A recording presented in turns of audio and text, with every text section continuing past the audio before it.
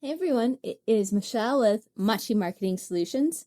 And this Indigenous Peoples Day, I have been reflecting on my own story.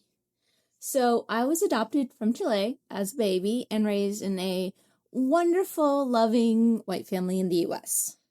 For most of my life, my Chilean heritage was a fact, but not really a lived experience. Through DNA testing from a couple different companies, I found out a piece of myself that I had always been connected to, but didn't really have any reason to know that I was connected to it, which was, as a kid, I was always very much into the Native American culture, First Nations, Indigenous people, depending on where you live. And it turns out that over 30% of me is traceable to the Mapuche people. And the Mapuche people are indigenous people of southern Chile and Argentina, and they have an incredible story of resistance and strength. They were never conquered by the Spanish, believe it or not, and they're still fighting for their rights in their lands today. And I love that stubbornness. And learning about their perseverance, again, they have that stubbornness, that determination I deeply admire. It was like finding a piece of my own identity. It's a trait I've always recognized in myself. I've definitely always been stubborn or determined, depending on who you ask and in what context.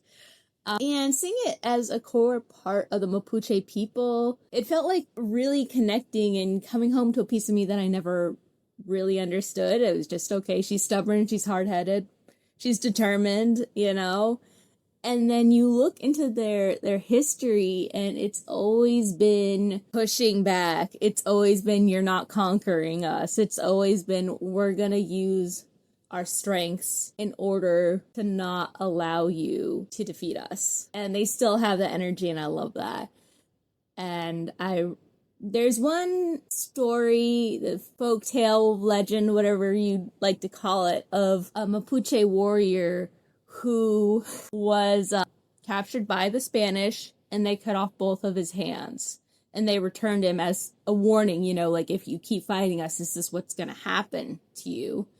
And the story goes that rather than them be defeated, what he did was he had people, because, they cut off his hands, he had people help him to put knives to wrap around where his hands used to be so that he could go back into battle even though he didn't have his hands.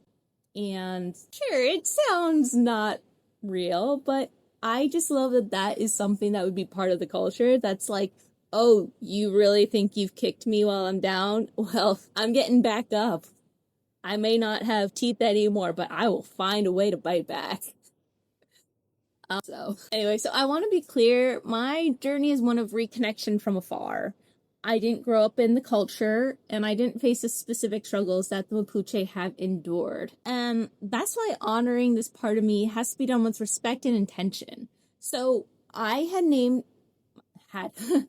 my company is called Machi Marketing Solutions. Machi is very simply a traditional Mapuche spiritual leader and healer. So I'm not claiming that I am a Machi at all. I've used the word Machi as something I aspire to be. It's a way to honor the wisdom of my ancestors and guide my mission as I bring clarity and strength to my clients and everyone.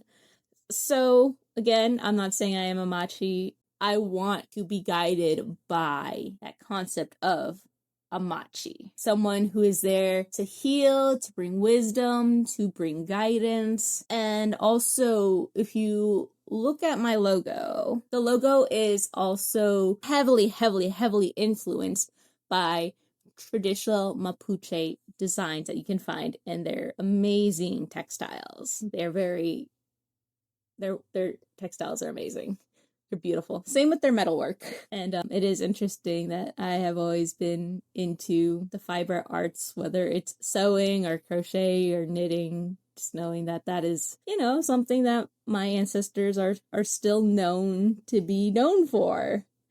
That's pretty cool. And I know in North America, there are a lot of indigenous Native Americans that are still fighting for their rights, that are still being oppressed by the government. And this is not my way of saying, hey, ignore them and they're not important, because they are important. They matter.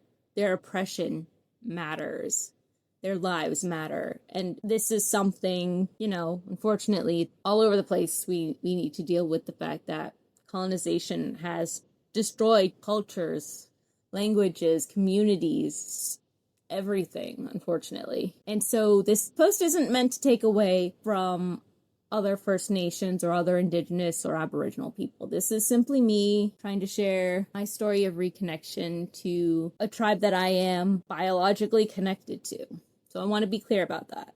I'm not, this is an issue universally, unfortunately. But I do, I'm proud of my people. I don't have their lived experience, but I'm so proud. Every time I read what they're doing, what they've done in the past, I think you can see. So I'm far away, but this is kind of my way of doing what I can, at least for the time being until I can do more, right?